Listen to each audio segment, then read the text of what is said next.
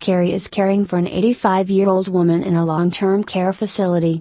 Her patient has been taking antibiotics for the past 2 weeks to treat a severe case of cellulitis. Carrie notices that her patient has developed a fever, has refused her last 2 meal trays, and is complaining of abdominal pain. Which of the following samples should Carrie seek permission to obtain? A. A blood sample.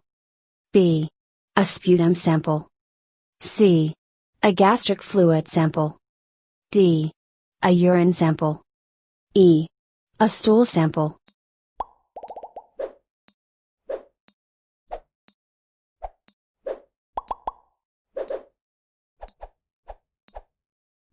The answer is E.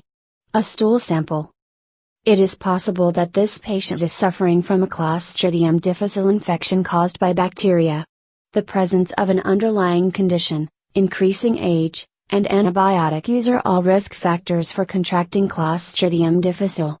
A stool sample is commonly used to test for the bacteria. Until the results are available, Carrie should place the patient under proper C. Difficile contact precautions. A female client with advanced cirrhosis of the liver has noticed that her abdomen has become greatly distended and she is concerned about her body image. The client asks the nurse, "What is causing my stomach to look so big?" The nurse responds based on her knowledge of liver disease and possible signs and symptoms. She tells the client which of the following explanations for her distended abdomen. A. Cirrhosis is highly associated with severe constipation and the accumulation of gas in the peritoneal cavity causing distension. B. An accumulation of nitrogen waste in the bloodstream due to the liver's inability to transform the waste to non-toxic substances causes ascites. C. The liver is producing excess cholesterol and it has accumulated in the interstitial spaces of the abdomen. D. The liver's inability to make clotting factors due to vitamin K deficiency causes internal bleeding into the cavity. E. Elevated blood pressure in the liver and the liver's inability to synthesize albumin causes fluid shifts in the abdomen.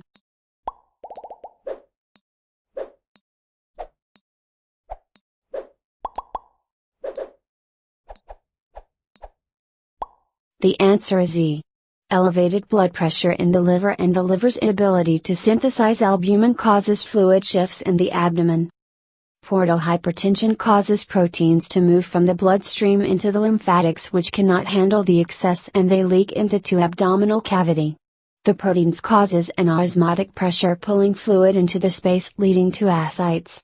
Hypoalbuminemia will lead to decreased colloid oncotic pressure as well, also contributing to ascites. Which of the following bacterial species is responsible for the development of peptic ulcers? A. Treponema pallidum. B. Viridans streptococci. C. Staphylococcus aureus. D. Streptococcus faecalis. E. Helicobacter pylori.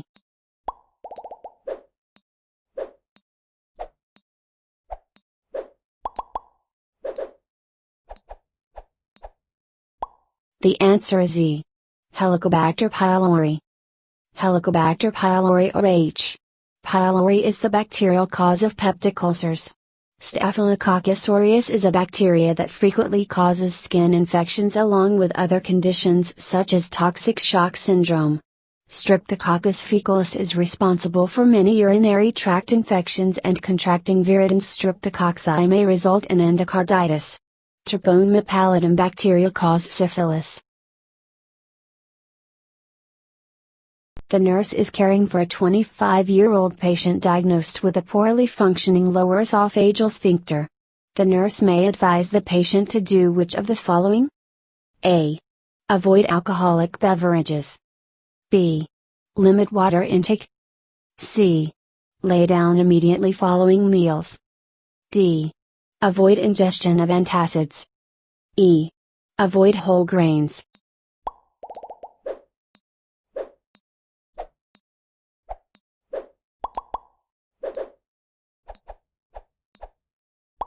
The answer is A. Avoid alcoholic beverages.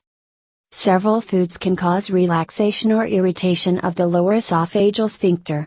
Alcohol, carbonated beverages, and chocolate are a few examples. Advise the patient to remain upright after meals, to utilize antacids when appropriate, and to practice a balanced diet. Which of the following GERD medications works by neutralizing stomach acid? A.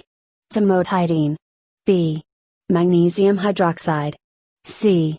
Pantoprazole. D. Ranitidine. E. Omeprazole.